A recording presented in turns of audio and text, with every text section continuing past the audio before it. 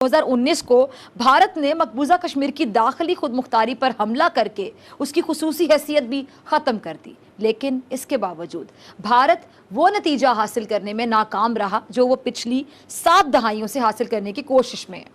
मकबूजा कश्मीर के अवाम आज भी सरापा एहतजाज हैं और दूसरी जानिब पाकिस्तान ने भी अपना सरकारी नक्शा जारी कर दिया जिसमें मकबूजा कश्मीर और लद्दाख को पाकिस्तान का हिस्सा जाहिर किया गया है। अच्छा, मकबूजा कश्मीर का मामला पाकिस्तान और भारत के ताल्लुकात की राह में अगर मैं कहूँ कि सबसे बड़ी रुकावट है तो बिल्कुल गलत नहीं होगा, बहुत बड़ी रुकावट है। और जब तक इस मसले का कोई मंतकी हल नहीं निकाला जाएगा, बात घूम फिर कर जंग तक ही जाएगी।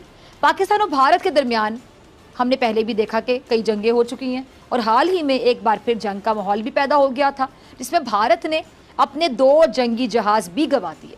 मामला अब भी तशवीशनाक है, उतना ही जितनी मकबूजा कश्मीर की सूरत हाल तशवीशनाक है। मकबूजा कश्मीर के साथ भारत का जो गैर इंसानी सलूक है सब देख रहे हैं। क्या भारत को मकबूजा कश्मीर इन हथकंडों से पराचा सब कभी मिल सकेगा? फिर एक शब खून मारा गया 5 अगस्त को। ये 5 अगस्त की तारीख भारत के अंदर ऐसे ही शब खून के लिए है जैसे अभी राम मंदिर बनाने का काम भी 5 अगस्त को किया गया है।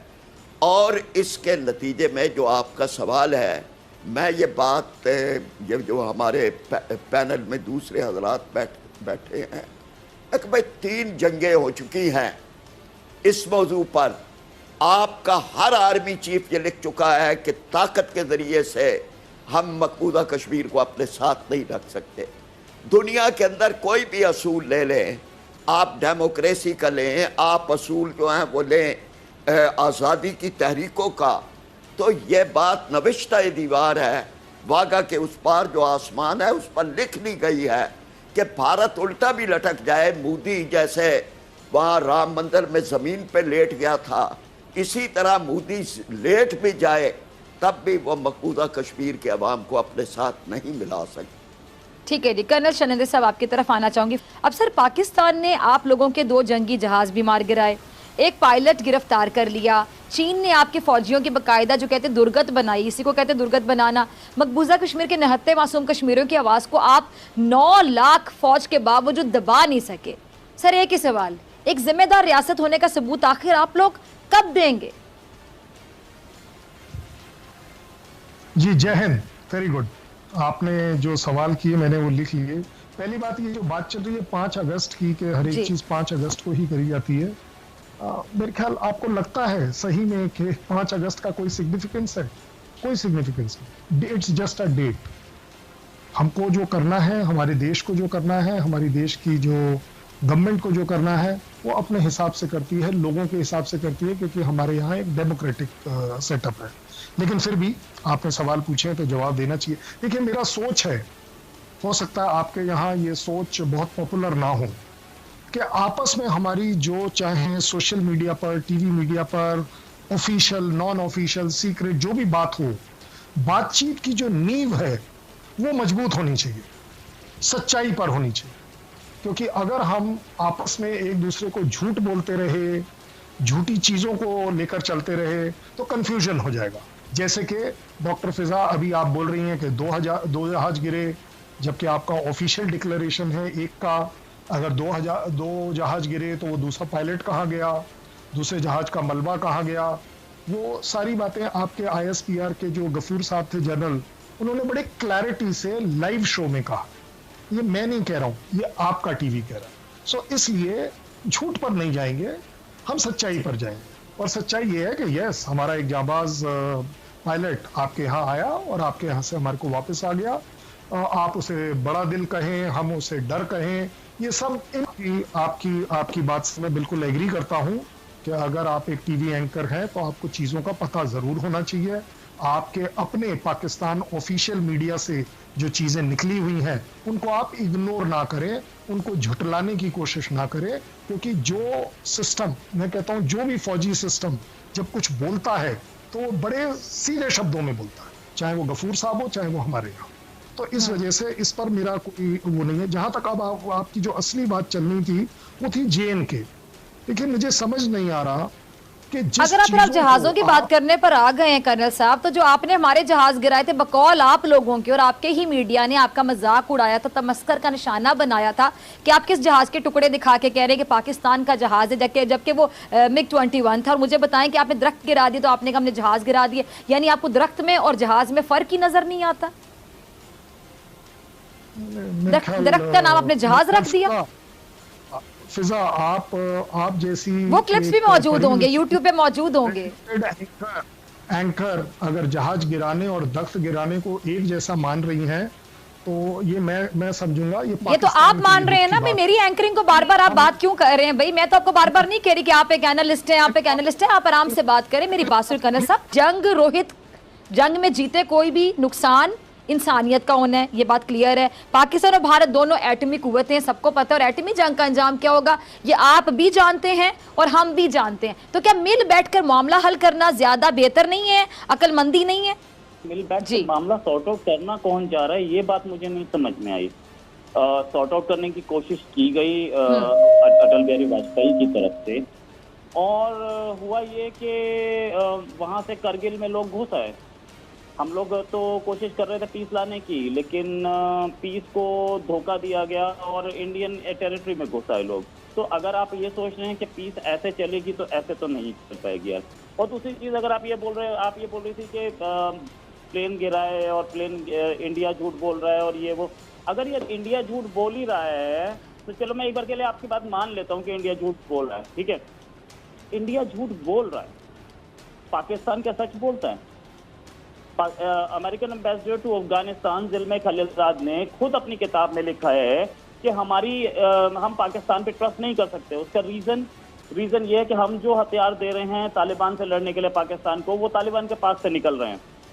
यही बात और क्लियर हुई जब करगिल वॉर हुई। करगिल वॉर में पाकिस्तानी आर्मी रेगुलर्स बैठे थे और पाकिस्तान ने सीधे सीधे डिनाई कर दिया हमारे तो नहीं है, हम तो जानते ही नहीं कौन है। बाद में खुद ही मान लिया, उनकी बॉडीज भी ली, कई बॉडीज तो अब तक यहाँ पे दबी हुई हैं। तो अगर आप एक ऐसे गवर्नमेंट इंस्टीट्यूशनलाइज्ड झूठ बोल रही है, तो उस पर आप कैसे ट्रस्ट कर सकते हैं?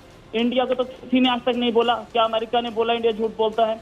क्या किसी और यूरोपियन कंट्री ने बोला? क्या किसी और कंट्री ने बोला वर्ल्ड में? तो आप कैसे उस कंट्री को बिलीव कर सकते हैं जो कि जिस तो यानी गाय से मोहब्बत पर सब सिर्फ इस हद तक है कि कोई मुसलमान अगर गाय की कुर्बानी करे ईद उल अजहा पर, तो आप मुसलमान के पीछे छुरियां चाकू लेके चल दौड़े, अपने मुफाद के लिए आप बिजनेस भी करेंगे उस गोश्त से। जी बिल्कुल, ये कोई इंसान है? वहां तो दरिंदगी का एक खेल है, लोगों को ज़िबा कर दिया जाता है। गाय का अगर गोश्त, यानी आप कौन होते हैं लोगों को कहने वाले कि आप गाय? बड़ा अहम पॉइंट आपने रेज किया। सेकुलर रियासत है और कानून बना रहे हैं कि गाय आप नहीं। आपकी बातों का जवाब मैं लेती हूँ प्राचा जी, आपने ये बोला कि हमारे यहाँ गाय का यूरिन पीते हैं और गाय काऊ डंग खाते हैं, आपने कभी हमें मना नहीं किया, ठीक है। तो आपको बता दूं कि काऊ डंग कोई नहीं खाता है, काऊ यूरिन जरूर पिया जाता है। आपके यहाँ हदीस में लिखा है कि ऊंट का पीजिए और पीते हैं लोग। मैं आपको वीडियो दिखाता हूं, हमने कभी मना किया आपको? आप कौन होते हैं मना करने वाले? हाँ। दूसरी चीज, आप कह रहे हैं कि ज्ञानवापी मस्जिद पे हंगामा हो रहा है, आपको कहाँ दिखा? कहीं दिखा? मथुरा की मस्जिद पे कहीं दिखा? एक भी प्रोटेस्ट दिखा? किसी ने भी बोला? आप दूसरी चीज मैं आपको बताता हूं, अब मेरा आंसर सुनिए पूरा। ज्ञानवापी संस्कृत का वर्ड कौन सी मस्जिद का नाम होता है? गूगल पे सर्च मारिए, आपको फोटो मिलेगी देवी देवताओं की मस्जिद में बनी हुई।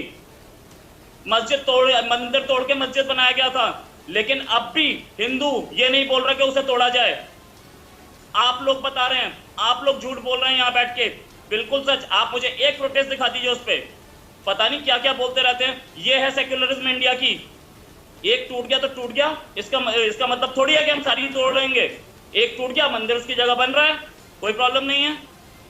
आप तो पता नहीं कहां से क्या क्या बोलते हैं। फिर आप जरा देखें कि अभी एक दुनिया में रिपोर्ट आई है कि दुनिया में हजूमी तशद्दुद जो है, ये जो मॉब टेररिज्म है, उसमें भारत सबसे आगे है। भारत सबसे आगे है मॉब टेररिज्म में, लोगों को ज़िबा कर दिया जाता है। लोगों को बसों से ट्रकों से उतार के उनको भाई गॉड। सख्त रोहित साहब ये रोने की बात है, और एक हंसने की हजूम बात नहीं, पीछे रोने की लग बात जाता है।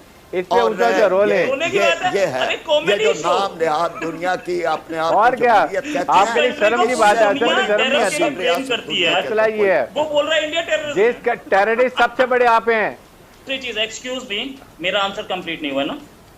दूसरी चीज इन्होंने बोला कि यहाँ पे इतनी तशद्दुद होती है। भाई साहब, तशद्दुद होने के बाद भी यहाँ पे मुस्लिम्स बड़े खुश हैं, बड़ी बड़ी इंडस्ट्रीज चला रहे हैं। आपको पता नहीं है। खुदा का यहाँ पे खौफ आप करें, एक नहीं बता सकते। खुदा का सुनिए, खौफ करें। बोलना शुरू हो गए आप।